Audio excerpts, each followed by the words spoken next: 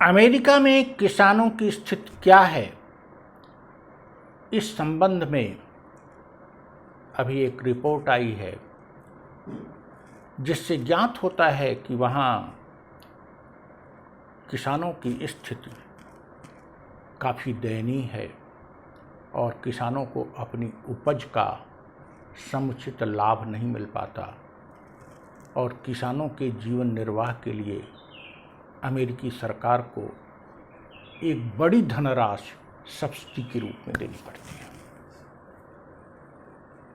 और इस बात को लेकर किसान आंदोलन के पक्ष में तर्क बन रहे हैं। साथ साथ यह बात भी प्रासंगिक हो गई है कि आर्थिक उदारीकरण की नीति या कृषि के क्षेत्र को आर्थिक उदारीकरण में शामिल करने का निर्णय, उदारीकरण की नीति पर चलने का निर्णय विश्व के देशों का, खास करके भारत का सही था अथवा गलत। इस बात पर भी चिंतन होना चाहिए कि नरसिम्हा मनमोहन सिंह की सरकार ने उदारीकरण की नीति को स्वीकार करके और अटल बिहारी वाजपेयी की सरकार ने उसे जारी करके, फिर मनमोहन सिंह की सरकार ने उसे जारी करके कुछ गलत तो नहीं किया और आज उसी नीति पर नरेंद्र मोदी जी भी चल रहे हैं। तो क्या यह चूक 1991-92 में हुई, जिसको अब उसी के अनुरूप गतिशील बना रहे हैं प्रधानमंत्री नरेंद्र मोदी।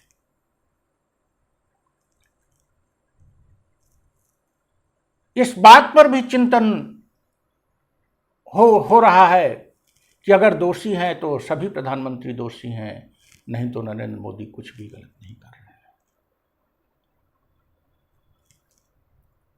वस्तुतः हमें इसकी पृष्ठभूमि में जानना पड़ेगा। बाजारीकरण और आर्थिक उदारीकरण को गति देने का काम किया तत्कालीन अमेरिकी राष्ट्रपति रीगन ने और ब्रिटेन की प्रधानमंत्री मार्गरेट थैचर ने, और यूरोप के देशों में जहां की पूंजीवादी अर्थव्यवस्था पहले से चल रही थे, उन सभी देशों को यह चीज रास आई और तेजी के साथ यूरोपीय देश इस नीति के पक्ष में जाने लगे। निश्चित रूप से रीगन और थैचर ने जो नीति अपनाई वो यूरोप और अमेरिका के संदर्भ में बिल्कुल सही थी।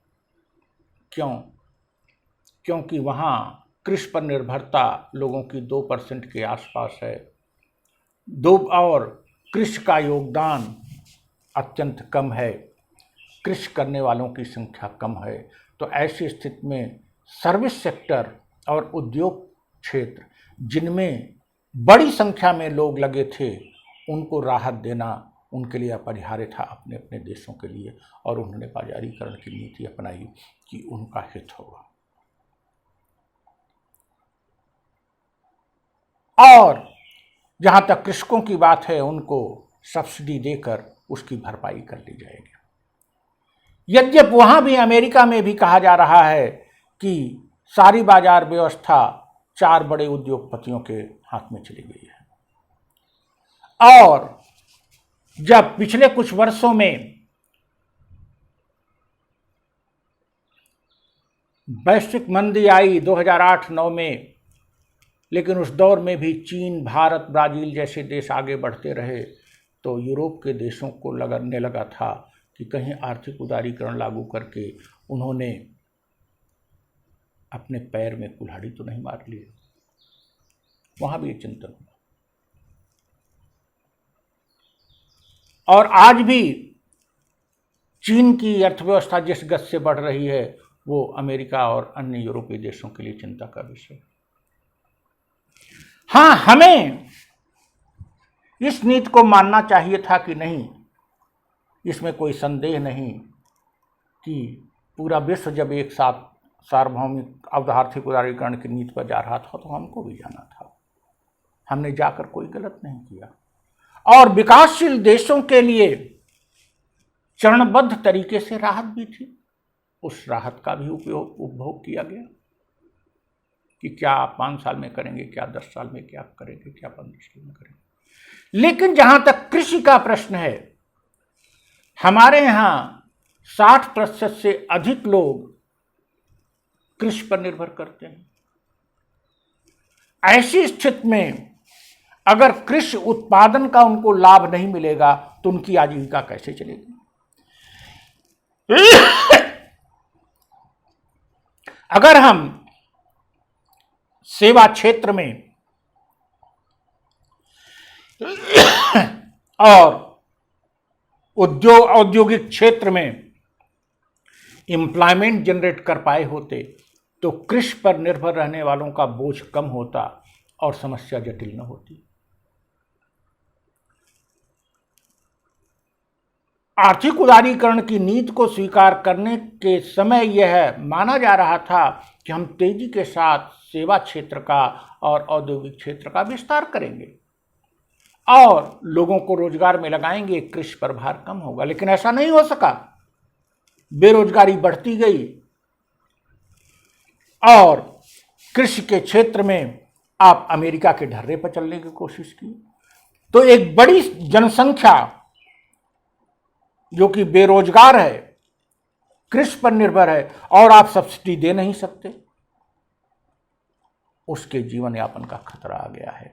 और ऐसी स्थिति में अगर बाजारीकरण आंख बंद करके किया जाएगा और सरकार आंख बंद करके अमेरिका की पॉलिसी पर चलेगा तो भारत जैसे देश का कल्याण नहीं होगा।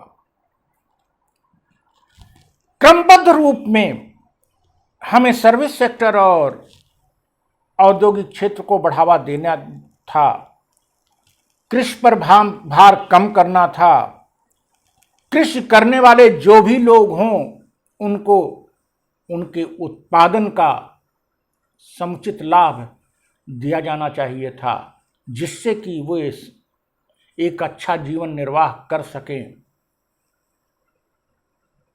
और अपनी उपज का उचित मूल्य प्राप्त कर सकें।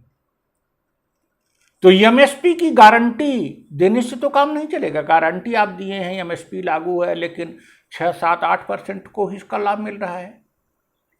तो इस एग्जीक्यूटिव आदेश से क्या फायदा? That should be legalised. यहां प्रश्न ही नहीं उठता किसी डिबेट में जाने का कि गलत किया। आर्थिक उदारीकरण की नीति पर हमको चलना ही है, लेकिन आर्थिक उदारीकरण की नीति से देश और देश के लोगों का कैसे कल्याण हो, इसके लिए आपके पास रणनीति होनी चाहिए, रोड मैप होना चाहिए। आज बेरोजगारी की समस्या है, आप कृषि क्षेत्र पर जो भार है जनसंख्या का उसको कम नहीं कर पा रहे हो, तुमको आप एमएसपी को कानूनी दर्जा दीजिए और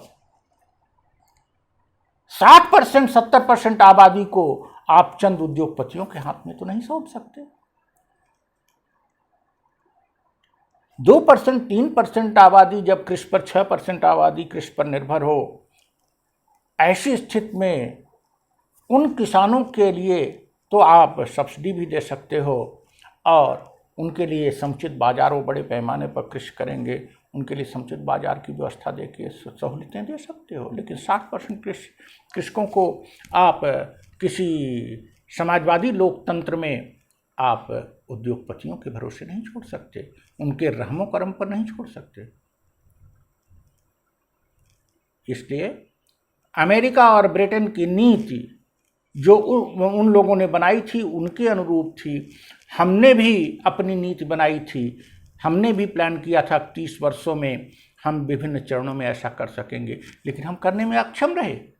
अब हम बहाना दें कि मनमोहन सिंह ने ये नीति अपनाई इसलिए हुआ, तो उसके लिए अगर मनमोहन सिंह प्रधानमंत्री बाद में रहे तो वो भी देशी हैं और यह सरकार अगर इसको इतनी तेज गति से करना चाहती है, आंख बंद करके बिना किसानों की और किसी की बात सुने, बिना संसद में किए, तो यह तानाशाही रवैया है। और यह आंख बंद करके यूरोपीय ढर्रे पर चलने का प्रश्न नहीं है, अपितु आपकी सोच में दिवालियापन का सवाल है। वर्तमान सरकार दिवालियापन, वैचारिक दिवालियापन से बाहर निकले और एमएसपी की लीगल गारंटी देते हुए तीनों कानूनों को रद्द करके नए कानून एक विस्तृत रोड मैप के साथ निर्मित करें।